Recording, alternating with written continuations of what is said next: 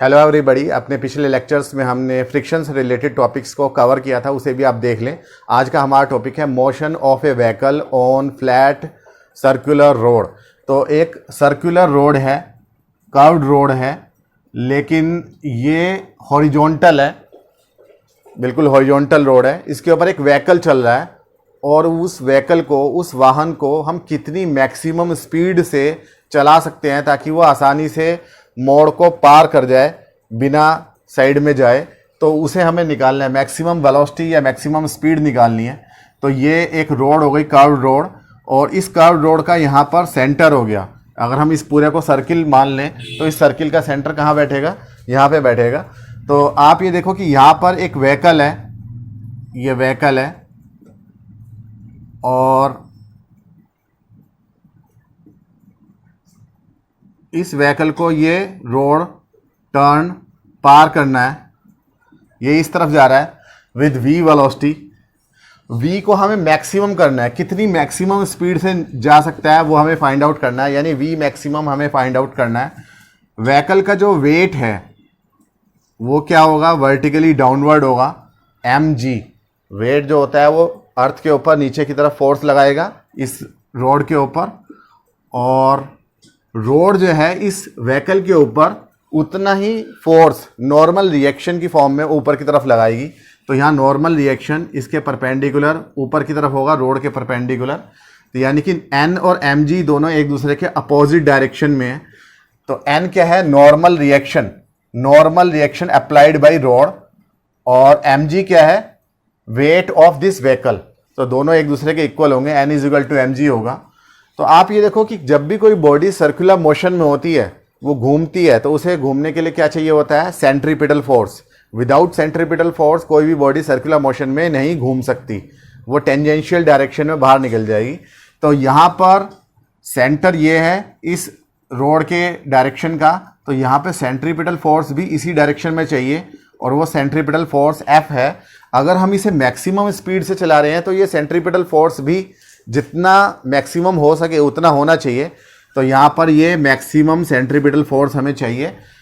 और maximum centripetal force किससे मिल रहा है? ये आपको पता है कि जो रोड है और जो व्हीकल के टायर्स हैं उनके बीच में फ्रिक्शन वर्क करेगा, और उसी फ्रिक्शन से ये जो है सेंट्रीपिटल फोर्स हमें प्रोवाइडेड होगा। तो एक्चुअली यहाँ पर ये जो रोड के रोड के ऊपर जो व्हीकल है उसके चारों जो टायर्स हैं उसका हम एक ही रिजल्टेंट ले सकते हैं, सेंटर की तरफ फ्रिक्शनल फोर्स जो है हम ले सकते हैं, और ये स्टैटिक फ्रिक्शन होगा, Fs होगा। तो हमें ये Fs मैक्सिमम चाहिए, S फॉर स्टैटिक।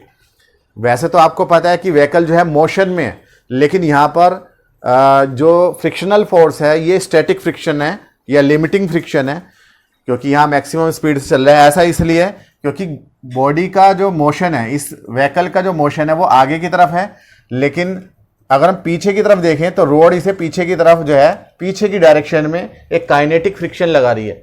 हमें उस फ्रिक्शन से मतलब नहीं है, हमें ये इस डायरेक्शन में या इस डायरेक्शन में, जिस डायरेक्शन में ये व्हीकल नहीं चल रहा है, यानी कि सेंटर ऑफ रोड की तरफ हमें फ्रिक्शन चाहिए, वो फ्रिक्शन जो होगा वो स्टैटिक फ्रिक्शन होगा। अगर ये व्हीकल ऐसे चलते चलते और ये अचानक से बाहर की तरफ स्लाइड करना शुरू कर दे या अंदर की तरफ स्लाइड करना शुरू कर दे, तब यहाँ पर Fs की जगह Fk ले सकते हैं, क्योंकि तब ये काइनेटिक मोशन हो जाएगा, क्योंकि ये ड्रैग करना शुरू कर देगा इधर या इधर। लेकिन ये ड्रैग नहीं कर रहा है, ये विदाउट ड्रैग जो है ये व्हीकल पार कर रहा है। पीछे की तरफ जो फ्रिक्शन लग रहा है वो डेफिनेटली काइनेटिक फ्रिक्शन है, वो हम कंसीडर में नहीं ले रहे हैं, उसका हमें कोई यूज नहीं है।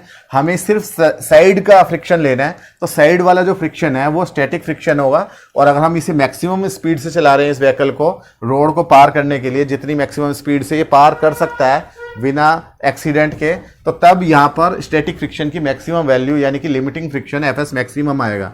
और हमें पता है कि जो Fs मैक्सिमम होता है, स्टैटिक फ्रिक्शन की मैक्सिमम वैल्यू यानी कि लिमिटिंग फ्रिक्शन, इसे लिमिटिंग फ्रिक्शन भी कहते हैं, वो फॉर्मूला होता है μs इंटू n।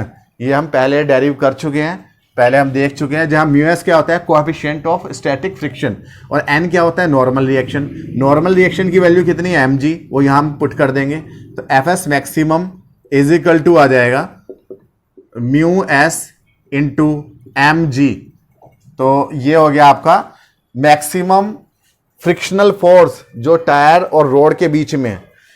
तो यही फ्रिक्शनल फोर्स क्या प्रोवाइड करेगा, सेंट्रीपिटल फोर्स प्रोवाइड करेगा। यहां पे और सेंट्रीपिटल फोर्स प्रोवाइड करने के लिए और कुछ नहीं है, तो यहां पे frictional force is equal to centripetal force हम लिखेंगे। सेंट्रीपिटल फोर्स का फॉर्मूला आपको पता है क्या होता है, mv square upon R, mv square upon R, where R is radius of curvature.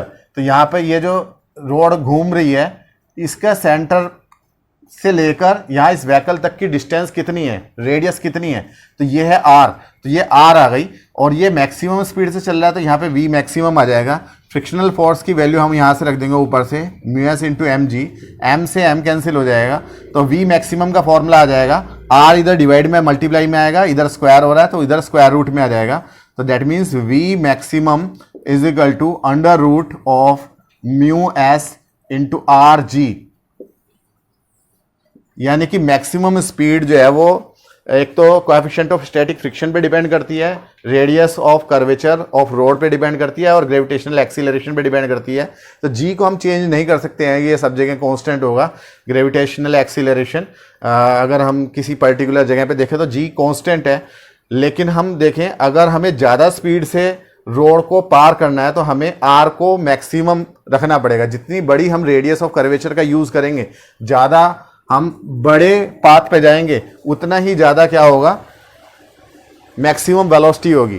तो यहाँ पर मैक्सिमम वेलोसिटी ज़्यादा करने के लिए हमें रेडियस ऑफ कर्वेचर ज़्यादा करनी पड़ेगी। दूसरी बात, coefficient of static friction mu S की वैल्यू हमें ज़्यादा रखनी चाहिए। तो ज़्यादा रखने के लिए ये जो टायर हैं इसके व्हीकल्स के, ये जो टायर हैं ये घिसे हुए नहीं होने चाहिए। अगर ये घिसे हुए हैं या फिर रोड जो है वो ज़्यादा स्लिपरी है, उसमें बारिश हुई है, तो म्यू एस की वैल्यू कम हो जाएगी, जिससे कि मैक्सिमम स्पीड जिससे पार कर सकती है तो वो कम हो जाएगी। अगर इस मैक्सिमम स्पीड से कम स्पीड पे व्हीकल को हम चलाते हैं तो डेफिनेटली आसानी से हम इसे पार कर सकते हैं, रोड को, टर्न को पार कर सकते हैं। लेकिन अगर इस मैक्सिमम स्पीड से भी ज़्यादा स्पीड में चलाते हैं तो तब क्या होगा कि ये व्हीकल बाहर की तरफ ड्रैग करने लगेगा और इधर एक्सीडेंट का खतरा हो जाएगा। तो उम्मीद है कि आपको समझ में आया होगा। मिलते हैं अपने नेक्स्ट टॉपिक में जब हम इंक्लाइंड रोड की बात करेंगे। अभी तक रोड जो है हॉरिजॉन्टल थी, अगले टॉपिक में इंक्लाइंड रोड होगी। तब तक के लिए थैंक यू।